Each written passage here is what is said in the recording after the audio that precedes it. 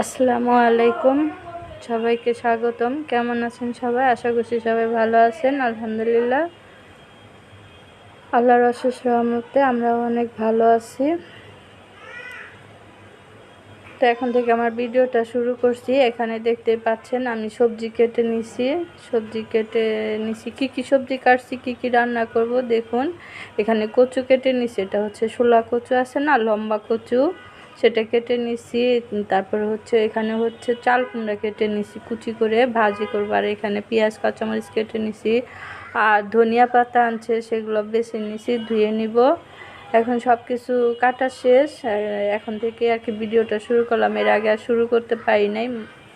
তো এখন আমি সব কিছু কেটে দিয়ে রেডি করে নিচ্ছি, রান্না করব। এই যে এটা হচ্ছে কচু, এই কচু দিয়ে কয় পিস ইলিশ মাছ আছে, গতকালকে যে ইলিশ মাছ আনছিল সেই ইলিশ মাছ আছে, ওই ইলিশ মাছ দিয়ে কচু দিয়ে রান্না করব। আর চাল কুমড়া ভাজি করব।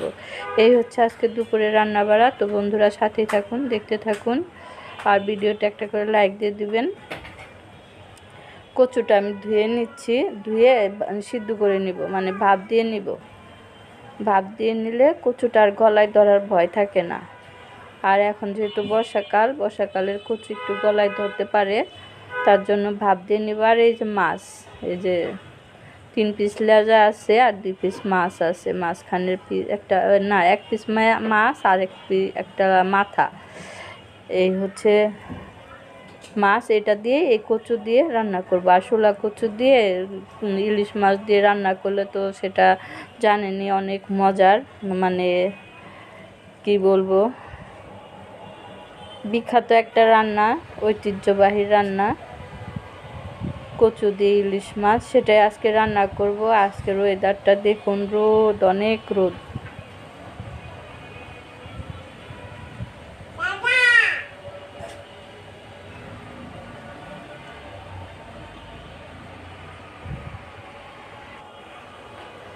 তো এই যে বন্ধুরা, কচুটা ধুয়ে আমি সিদ্ধ বসাই দিছি, ভাপ দিয়ে নিচ্ছি। তো এইভাবে ভাপ দিয়ে নিয়ে রান্না করলে ভয় থাকবে না, আর কি গলায় ধরার ভয় থাকবে না, আর সিদ্ধ হবে সুন্দর।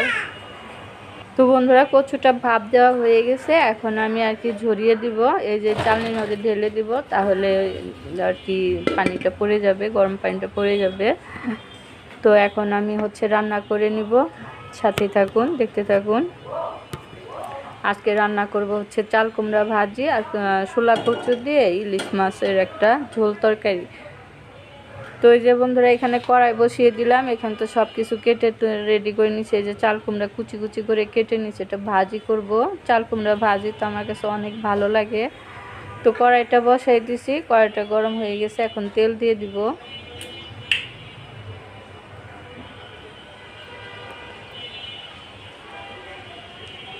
তো এই যে কড়াই গরম হয়ে যাওয়ার পর তেল দিয়ে দিলাম। তেলটা গরম হলে আবার কাঁচামরিচ পেঁয়াজ দিয়ে দিব, দিয়ে একটু নেড়ে চেড়ে তারপর ভাজিটা দিয়ে দিব। তো আমি কিভাবে চাল কুমড়া ভাজি করি দেখতে থাকুন, সাথে থাকুন। এই তো কি বলি, পেঁয়াজ কাঁচামরিচটা দিয়ে দিলাম, কুচি করে কেটে রাখা পেঁয়াজ আর এই যে কাঁচামরিচ দিয়ে এখন একটু হালকা একটু নেড়ে চেড়ে ভেজে নিব। ভাজির জন্য পেঁয়াজ টিয়াজ এরকম একটু বেশি ভাজতে হয় না, হালকা একটু ভেজে নিলেই হয়। তো এই যে একটু নেড়ে চেড়ে দিলাম, নাড়াচাড়া দিয়ে একটু হালকা ভেজে নিলাম। এখন দিয়ে দিব হচ্ছে যে কেটে রাখা চাল কুমড়া, কুচি করে কেটে রাখা চাল কুমড়া। তো গতকালকে অর্ধেকটা গতকালকে চাল কুমড়াটা আনছে, আজকে আর কি রান্না করতেছি। অর্ধেকটা ভাজি করার জন্য কেটে নিচ্ছি, আর অর্ধেকটা রেখে দিচ্ছি, আরেকদিন খাওয়া যাবে। তো সেই জন্য অর্ধেকটা ভাজি করতেছি এখানে। এই যে দেখতে পাচ্ছেন, ভাজিটা দিয়ে দিলাম, কেটে রাখা চাল কুমড়া দিয়ে দিলাম। এখন এটাকেও আমি ভালোভাবে নাড়াচাড়া দিয়ে, উল্টিয়ে পাল্টিয়ে নাড়াচাড়া দিয়ে দিব।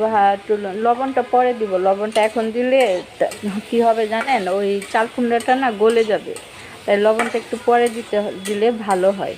তো এখানে আমি তেলের মধ্যে চাল কুমড়াটাকে কিছুক্ষণ আর কি নেড়ে চেড়ে করে নিব। তো এই যে বন্ধুরা, কিছুক্ষণ চাল কুমড়াটাকে নেড়ে চেড়ে আর কি করে নিছি, ভেজে নিছি। তো তারপর হচ্ছে আমি দিয়ে দিলাম এই যে লবণ দিয়ে দিলাম এখন, আর এই যে সামান্য একটু হলুদের গুঁড়া, আর কোনো কিছুই দিব না। এই ভাজির মধ্যে এইভাবে আমি ভাজিটা করে নিব। এই হালকা মশলা এই ভাজিটা করলে বেশি ভালো লাগে খেতে। এখানে আদা রসুনও দিব না, তারপর অন্যান্য কোনো মশলাই না, হলুদের গুঁড়া মরিচের গুঁড়া ধনিয়ার গুঁড়া কিচ্ছু দিব না, শুধু হলুদের গুঁড়া দিয়ে কাঁচামরিচ পেঁয়াজ দিয়ে ভাজিটা করব, খেতে অসাধারণ লাগে। এরকম করে ভাজি করলে তো এই যে আমি আর কি হলুদের গুঁড়াটা চাল কুমড়ার সাথে মিশিয়ে নিলাম। এখন ঢেকে দিব, ঢেকে দিয়ে এখন কিন্তু এটা থেকে আর পানি বেশি উঠবে না, কারণ পানিটা আমি আগেই শুকিয়ে নিয়েছি, শুকিয়ে তারপর লবণ দিছি, সেই জন্য কিন্তু এটা থেকে আর পানি উঠবে না। এই যে দেখতেই পাচ্ছেন ভাজিটা আমি ঢেকে দিয়ে তারপরে হচ্ছে আবার ঢাকনাটা উঠিয়ে আবার একটু নেড়ে চেড়ে দিচ্ছি। তো এইভাবে কিছুক্ষণ আর কি নেড়ে চেড়ে ভাজিটা করে নিব, তারপর তেলের মধ্যে ভাজবো।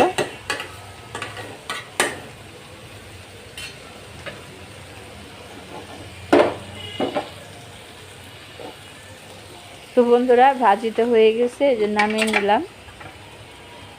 অনেক সুন্দর হয়েছে, তো আমার ক্যামেরায় বোঝা যাচ্ছে না, অনেক সুন্দর হয়েছে ভাজিটা। আর এই যে এখন আমি তরকারিটা রান্না করে নিব। রান্না করব হচ্ছে কচু দিয়ে ইলিশ মাছ, শোলা কচু দিয়ে ইলিশ মাছ রান্না করব। তা হাঁড়িটা বসিয়ে দিছি, আর এই যে তেল দিয়ে দিচ্ছি, তেলটা দিয়ে দিলাম। তেলটা গরম হলে পেঁয়াজ কাঁচামরিচ দিয়ে সেমভাবে নেড়ে চেড়ে তারপর হচ্ছে মশলা কষিয়ে চাল কুমড়াটা দিয়ে দিব।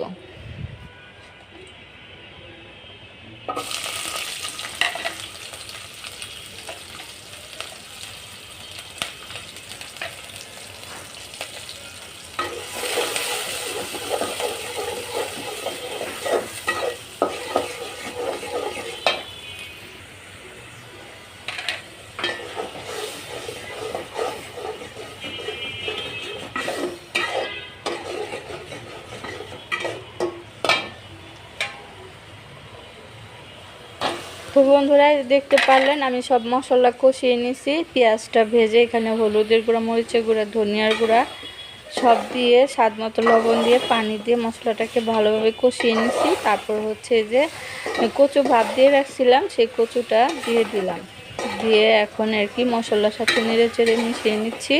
এরপর ঢেকে দিব। কচু দিয়ে ইলিশ মাছ কে কে পছন্দ করেন অবশ্যই কমেন্ট করে জানাবেন, কমেন্ট বক্সে কমেন্ট করে জানিয়ে যাবেন। তো আমার তো আর কি আমার না মানে বেশিরভাগ মানুষই কিন্তু পছন্দ করে কচু দিয়ে, আবার অনেকে ভয়ে কিন্তু কচু খায় না, চুলকায় হয়েছে ভয়ে। তো এই যেভাবে যে ভাপ দিয়ে নিছি না, এখন আর কি ভয় নাই, আর গলা চুলকাবে না। তার এখন তো বর্ষাকালের কচু। তো এই যে বন্ধুরা কচুটা কষিয়ে নিলাম, এখন দিয়ে দিচ্ছি মাছ। মাছটা কচুর সাথে কষিয়ে নিব হালকাভাবে, বেশি আর কি নাড়াচাড়া করব না, হালকাভাবে নেড়ে কষিয়ে নিব। এরপর হচ্ছে পানি দিয়ে দিব।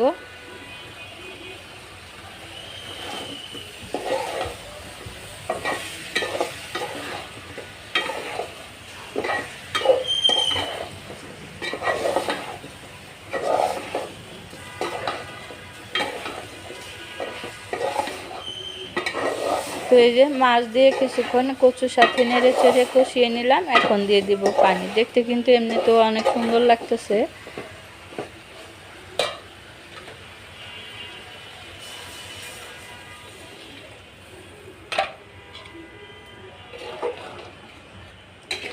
এই যে পানি দিয়ে দিলাম বন্ধুরা, পানি দিয়ে এখন আর কি ঢেকে দিব। ঢেকে দিয়ে চুলার আঁচটা বাড়িয়ে দিয়ে রান্না করে নিব। বর্ষাকালে সেরা তরকারি, বর্ষাকালে কিন্তু এই তরকারিটা বেশি মজা লাগে খেতে, কচু দিয়ে ইলিশ মাছ। তো এই যে দেখুন কালারটা কত সুন্দর আসছে।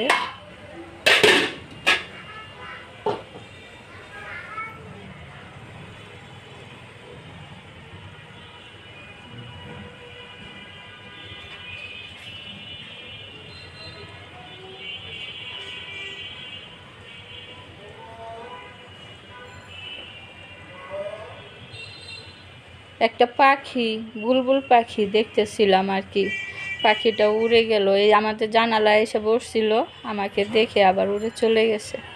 বুলবুল পাখি দুইটা, খুব সুন্দর লাগতেছিল দেখতে। তো এদিকে যায় বসছে।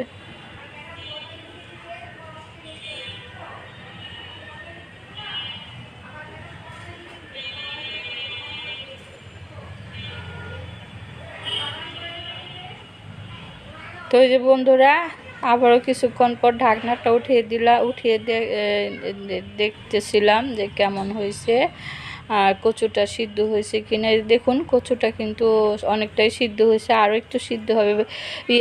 বর্ষাকালের কচু তো পানির কচু, এই জন্য একটু সিদ্ধ হতে সময় লাগতেছে।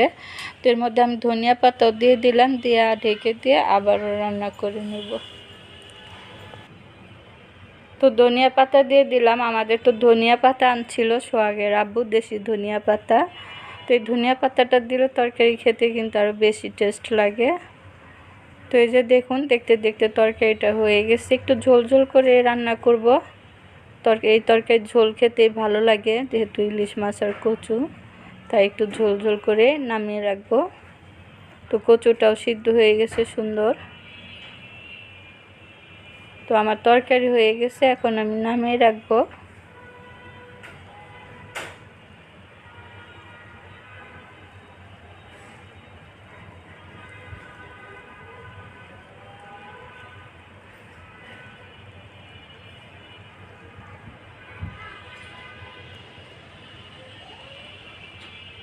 মাশাআল্লাহ আলহামদুলিল্লাহ তরকারিটা অনেক সুন্দর হয়েছে। আর এই যে কী রান্না করছি দেখুন, চাল কুমড়া ভাজি আর এই যে কচু দিয়ে ইলিশ মাছের একটা ঝোল তরকারি রান্না করছি। অনেক সুন্দর হয়েছে দুইটাই দেখতে, আর খেতেও কিন্তু অনেক মজার হবে। তো এখন আমি ভাত বেড়ে নেব সোহাগের আব্বুর জন্য। এই যে তরকারিটা আপনাদের দেখিয়ে দিলাম, দেখুন কত সুন্দর হয়েছে কচুর তরকারিটা, কালারটা একদম সুন্দর আসছে।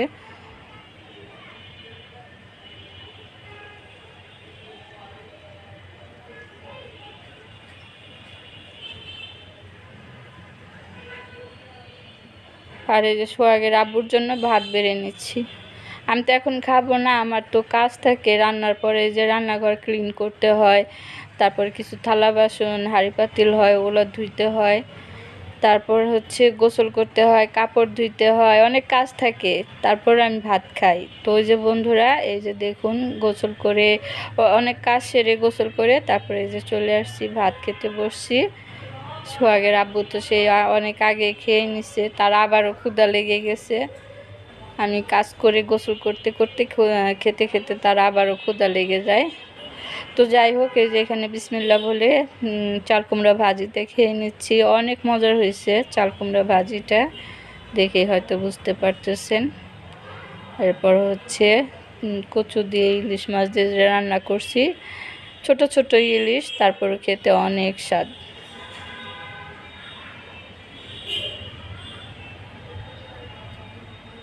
তো এই যে বন্ধুরা চাল কুমড়া ভাজি দিয়ে খেয়ে এখন ওই যে কচুর তরকারি নিছি, এই যে একটা লেজা নিছি। তো এই যে দেখতেই পাচ্ছেন কচুগুলো কিন্তু অনেক সুন্দর সিদ্ধ হয়ে গেছে, অনেক নরম হয়েছে, তার খেতেও অনেক মজার হয়েছিল। তরকারিটা দেখে বুঝতে পারতেছেন। আলহামদুলিল্লাহ।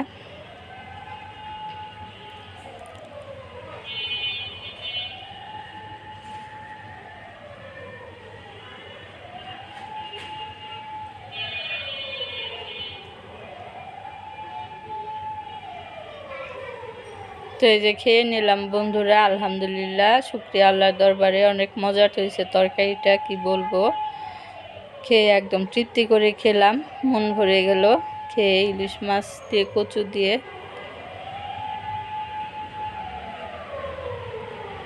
আর হচ্ছে আজকে তো দুপুরে তাড়াতাড়ি খাওয়া হয়েছে, দুপুরে খাওয়ার পরে সোহাগের আব্বু একটু বাইরে গেছিল, বাইরে থেকে নামাজ পড়ে আসার সময় এই যে মসজিদে মিলাদ হয়েছে, মিলাদে মিষ্টি দিছে এক প্যাকেট। এই যে এখানে সমোসা, সিঙ্গারা, একটা সাদা মিষ্টি, আর একটা হচ্ছে আমের টি, আর হচ্ছে এক বোতল পানি মসজিদে দিছে, সেটাই নিয়ে আসছে। তো বসে বসে এটাই খাচ্ছি আলহামদুলিল্লাহ, মসজিদের তোবারক।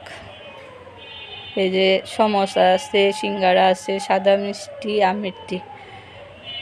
তো এই যে ভেঙে ভেঙে একটু একটু করে সবাইকে দিব, আর আমিও খাচ্ছি, সবার জন্য রেখে তারপরে খাবো।